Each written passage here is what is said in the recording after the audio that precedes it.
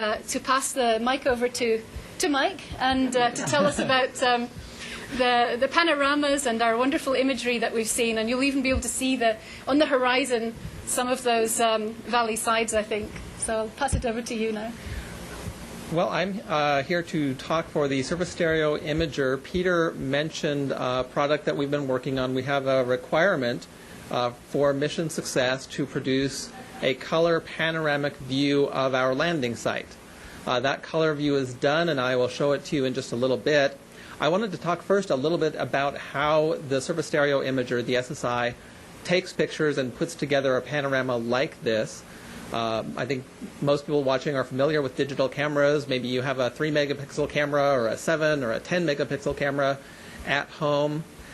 Well, SSI is a 1 megapixel camera, which has been basically the state of the art for landing on Mars right now. But that 1 megapixel works pretty hard. If I can bring up the first illustration, it shows how the SSI works. It has an advantage over a normal digital camera in that your camera at home probably takes pictures getting all 3 colors at one time. It spreads out the 3 megapixels or 10 over 3 different colors. SSI takes 1 picture at a time using the 1 megapixel for the red image, the green image, and the blue image. And those 3 images are sent down to Earth, and then we colorize them, color code them and put them together, and we've got a color view of something in front of us. And an image from SSI is about the size that's being shown right now. It is a very small fraction of our overall landing site.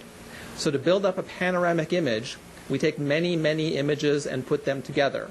In the course of getting a panoramic view of our site, we took over 100 different aiming directions. 500 different pictures were taken as part of this panorama. 400 of them were used to make the color combinations, and an additional 100 were used to make digital elevation maps, as well as to make anaglyphs and other ways of visualizing in 3D the site. These 400 pictures that were put together in a color panorama were painstakingly stitched together by the Multi-Mission Image Processing Laboratory at JPL and form a larger mosaic. The whole product took something like 30 sols to accomplish from the beginning to the end. We didn't take pictures on every single sol that were related to this. We had many other things to do with the camera besides take this picture. But over the course of about a month, we took these pictures. They add up to 150 megapixels in the image that will come up in just a moment. It's 100 megabytes worth of downlinked data from the spacecraft. That may not sound like a whole lot. You probably have thumb drives that could easily hold this entire downlink volume from the spacecraft for your computer. However, from our point of view, the scale is it took the equivalent of 15 separate relay passes, communication windows with the orbiters, to downlink this whole panorama. So we put a great deal of effort into it. So now I'd like to show a view of the landing site. This is the color panoramic view that's going to come up. And what we see is a landscape that is coated with dust. It's dotted with rocks and ridges here and there.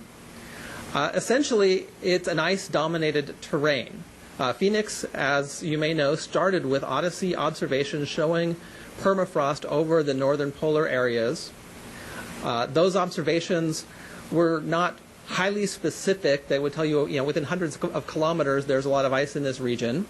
Mars Reconnaissance Orbiter followed up in looking for places for Phoenix to land, showing that there was this terrain of small hillocks and little ridges or little valleys in between them that Peter described throughout the area, and very few large rocks, a safe place to land. So now that we're on the surface, SSI shows these same features, the shallow troughs.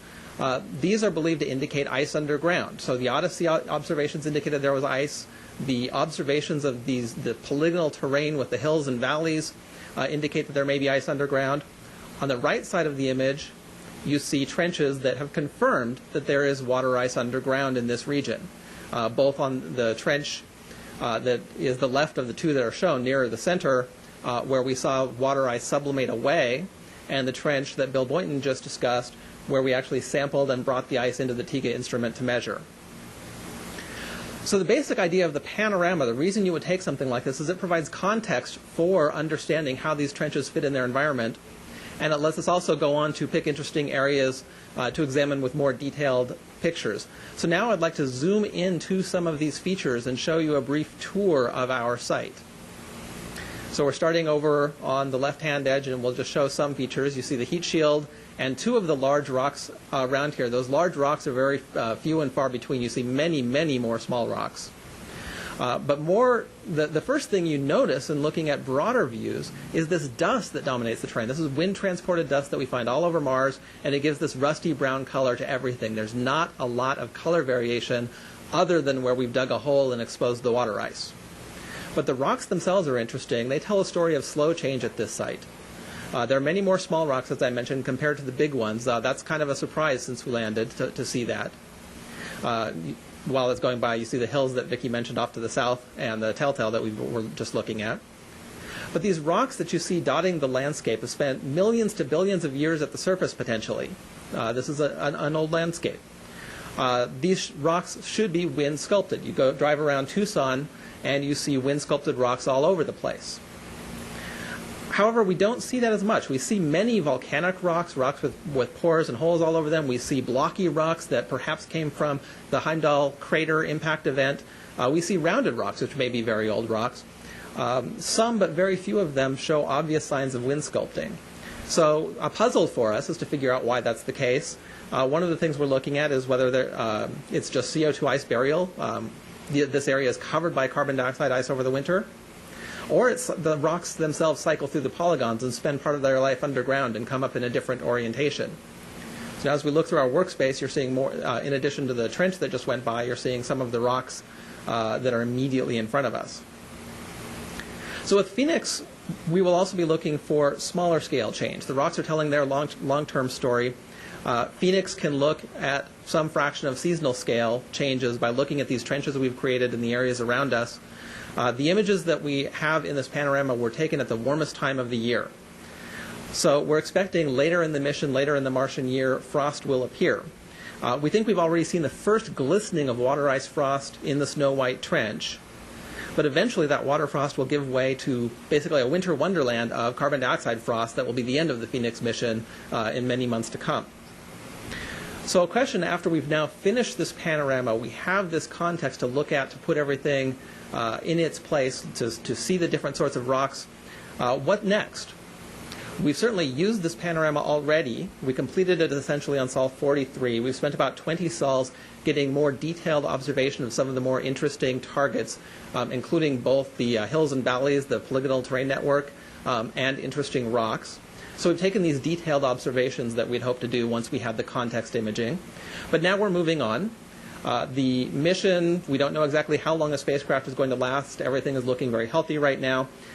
So we thought we would come up with a panorama that would give us the best possible look that we can get back down to Earth from this spacecraft, and said, okay, if we had until the middle of November, how good a panorama could we take? And we designed that panorama. Now, we don't have any guarantees, so we're taking the highest priority images first so that if we have through August or through September, we'll get as much good stuff as we can. But we're taking a panorama that we've named in keeping with the theme that Peter mentioned, the fairy tale theme that goes with this mission. It's the happily ever after pan. It's the panorama that we'll sort of go out in style with. The first panorama we took was the minimum mission success panorama. We finished on Sol 3. The full one that I just showed is 100 times more data volume. The one that we are just starting in is 1,500 image taken through all geology filters at high quality. And altogether, it'll be 2/3 of a gigabyte of data to transmit from Mars to Earth, which is nearly 100 orbiter passes. So this is the sort of thing where we'll take one very small section of it at a time and just add it up over as long as we can keep on taking this panorama. So that's where we're going next with the imaging of this site and the detailed investigation of the things we see in front of us. Now I'll throw it back. Thank you, Mark. Thank you, panel. That was terrific. Now we're going to go to questions. We'll start here in the theater in Tucson. When you get the microphone, please say your name and your organization. And let's start with Alan right here. Dr. Boynton, this is a